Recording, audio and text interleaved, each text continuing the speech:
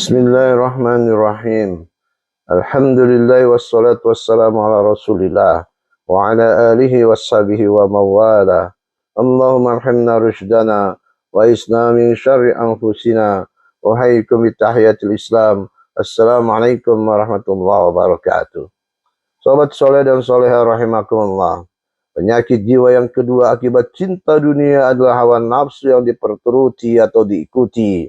Biasanya juga disebut dengan mengumbar hawa nafsu. Apa itu hawa nafsu? Menurut Ibnu Qayyim, hawa nafsu adalah kecondongan jiwa kepada sesuatu yang sesuai dengan keinginannya. Ibnu Rajab mengatakan, cinta dan kecondongan kepada kebenaran dan selainnya. Menurut Asy-Sya'bi, hawa nafsu dinamakan al-hawa karena bisa menjerumuskan pemiliknya ke dalam neraka. Memang manusia cenderung mengikuti hawa nafsunya yang menyebabkannya tidak peduli pada norma agama dan etika. Yang penting senang tanpa berpikir panjang akibatnya. Orang yang senantiasa mengumbar hawa nafsunya, hakikatnya adalah orang yang telah menuhankan hawa nafsunya sendiri. Sebagaimana firman Allah Ta'ala, A'udzubillahi minasyaitonirrajim. Ara'aita man ittakhadha ilahahu hawahu afa anta takunu alaihi wakila. Terangkanlah kepadaku tentang orang yang menjadikan hawa nafsunya sebagai ilahnya atau Tuhannya, maka apakah kamu dapat menjadi pemelihara atasnya? Al-Quran Surat Furqan ayat 43. Sobat soleh dan soleha rahimakumullah. Pertanyaannya adalah, hawa nafsu itu sebenarnya kawan atau lawan? Ibnu Qayyim menjelaskan bahwa hawa nafsu diciptakan ada pada diri manusia guna menjaga kelangsungan hidupnya. Sebab kalaulah tidak ada nafsu makan, minum dan nikah, tentulah manusia akan mati dan punah. Hawa nafsu mendorong manusia meraih perkara yang diinginkannya, sedangkan marah mencegahnya dari perkara yang mengganggunya dalam kehidupannya. Maka tidak selayaknya hawa nafsu dicela atau dipuji secara mutlak tanpa pengecualian. Sebagaimana marah tidak boleh dicela atau dipuji secara mutlak pula. Kebanyakan manusia tidak mampu mengendalikan hawa nafsunya dengan adil, sehingga akhirnya ia tunduk dan mengikuti hawa nafsu, syahwat dan amarahnya. Karena itulah hawa nafsu sering disebutkan dalam konteks yang tercela. Sobat soleh dan soleha rahimakumullah, ketika hawa nafsu mendominasi keseluruhan jiwa manusia, maka semua kepandaian, ilmu dan pengetahuan yang dimilikinya menjadi tidak berguna, bahkan akhirnya membuatnya semakin tersesat. Firman Allah Ta'ala, A'udzubillahi minasyaitonirrajim.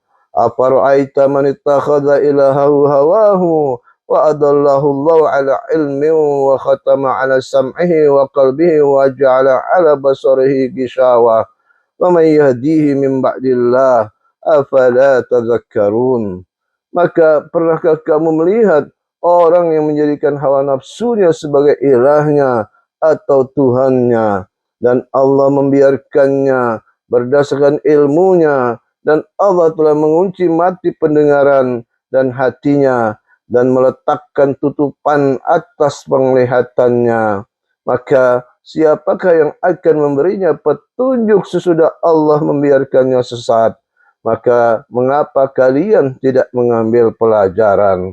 Al-Quran Surat Al-Jasiyah ayat ke-23.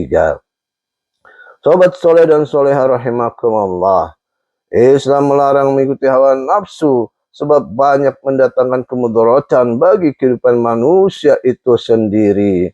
Di antara kemudaratan yang dapat ditimbulkannya adalah tersesat dari jalan yang benar, menyimpang, kufur, membangkang, berpaling, hati menjadi terkunci, kerusakan, zalim, lalai, melampaui batas, memandang baik keburukan, dan tidak mendapatkan perlindungan dan hidayah Allah Subhanahu wa Ta'ala.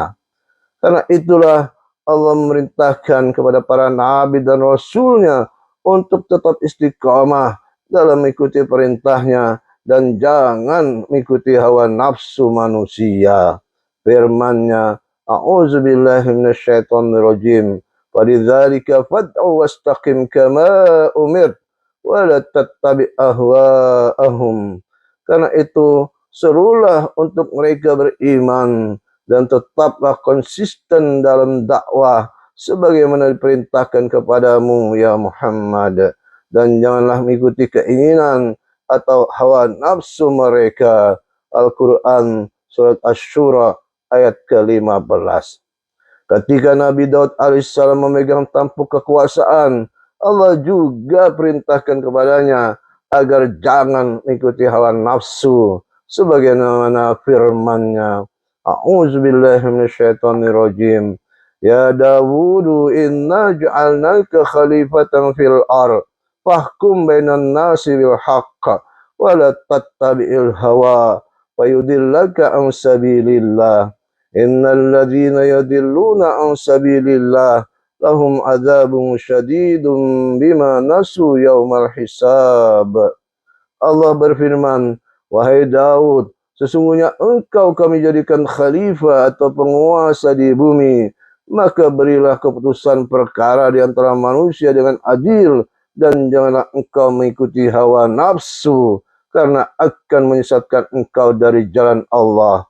Sungguh, orang-orang yang sesat dari jalan Allah akan mendapat azab yang berat, karena mereka melupakan hari perhitungan. Al-Quran surat Sad ayat ke-26. Sobat soleh dan soleha rahimakumullah, mengikuti hawa nafsu hanya akan mendatangkan kesusahan dan kesempitan hati.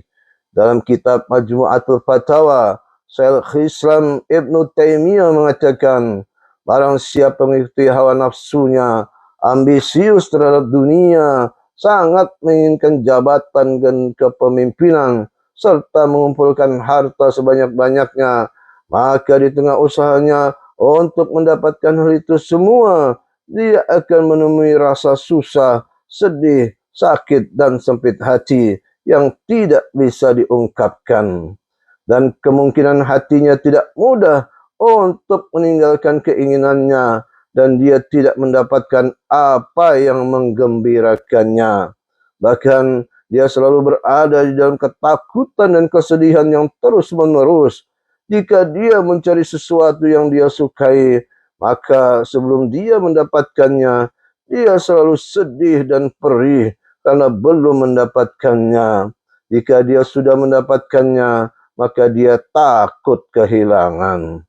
Sahabat soleh dan soleha rahimakumullah, maka untuk meraih keselamatan, orang yang mengikuti hawa nafsu harus menerapi dirinya sendiri dengan rasa takut kepada Allah Azza wa Jalla, sehingga akan menghentikannya dari mengikuti hawa nafsunya. Kemudian dia mengikuti majlis tarbiyah dan ilmu serta zikir. Jika rasa takut kepada Allah Azza wa Jalla sudah tertanam di dalam hati, maka hati akan memahami dan melihat kebenaran sebagaimana mata yang melihat benda-benda dengan sinar terang matahari. Karena itulah seorang mukmin juga adalah orang yang memiliki hawa nafsu, namun ia mampu menahan dan mengendalikan hawa nafsunya itu. Firman Allah Ta'ala, A'udzubillahi minasyaitonirrajim. Wa amma man khafa maqama rabbih wa nahan nafsa 'anil hawa fa innal jannata hiyal ma'wa. Dan adapun orang yang takut kepada kebesaran Rabb-nya dan menahan dirinya dari keinginan hawa nafsunya, maka sungguhnya surgalah tempat tinggalnya. Al-Quran surat An-Nazi'at ayat 40 dan 41. Sobat soleh dan soleh rahimakumullah, kita cukupkan dahulu. Semoga manfaat. Kita tutup dengan doa kafaratul majlis. Subhanakallahumma wa bihamdika asyhadu an la ilaha illa anta astaghfiruka wa atubu ilaik. Assalamualaikum warahmatullahi wabarakatuh.